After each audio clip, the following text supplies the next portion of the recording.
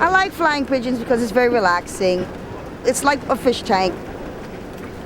It just calms you down and it's beautiful, and I love to hear the wind through their feathers. It's like silk rustling, and I'm an animal lover of all kinds. I was born on St. Francis of Assisi's birthday.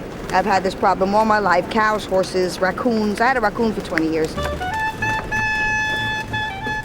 I had a lot of family that wanted me to fly pigeons for a long time. I wasn't interested in that. And then my boyfriend came home and said he just wanted two to put on the fire escape. Two escalated into 300. He's no longer around and I'm still with the pigeons. Most of the people that have pigeons are people that you would think are sociopathic. Murderers, killers. Mike Tyson, wonderful pigeon coop. He's got beautiful pigeons. Dutch Schultz used to fly pigeons. Lucky Luciano flew pigeons. I mean, any of those mob heads had pigeon coops over here. A lot of people that you wouldn't think have any kind of gentleness in them at all. You'd see them cooing and kissing pigeons, and that's the only place that I've ever seen them be able to show like real life affection and tenderness.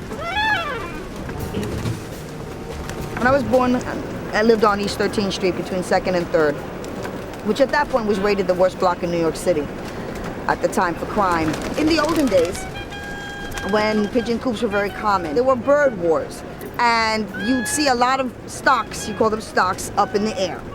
And the objective was to be able to get birds from somebody else's stock to fly in and come home with your birds. And if they wanted the bird back, they'd have to buy the bird back. On 10th Street and Avenue A, across the street from the Boys Club, is a man named Antoine. He flies for white French-Canadian racers. And whenever I see him throw his stock out, it's my job to come and throw my birds out to try to get some of his birds to come over to me. Those are my bands. All the birds you see that haven't been banded have been born here that I didn't get around to banding. But all the ones with bands is how I can identify who my birds are and when I want to go find them.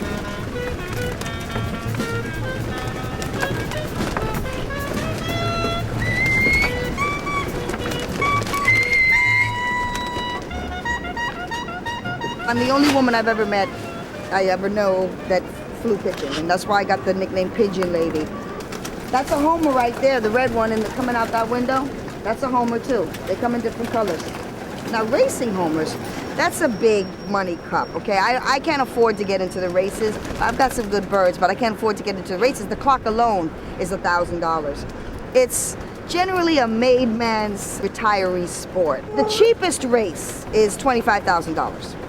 Okay, they range from $25,000 to $125,000. And you can race your birds from Arizona all the way clear to Delaware. Some people only fly yellows, okay? Only one type of bird.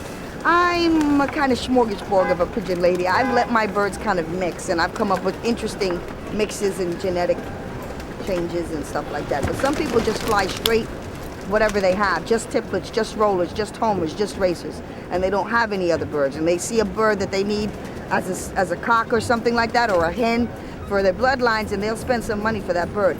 Racing homers? Racing homers can go up to $1,500 to $5,000 a bird, okay, depending on what this bird is capable of doing. Do you guys know what's on top of the Chrysler building? At the top window? A toilet. I think whoever built it had a sense of humor, and they figured whoever, got to sit up top there should be able to sit down, take a shit, and be the king of the world.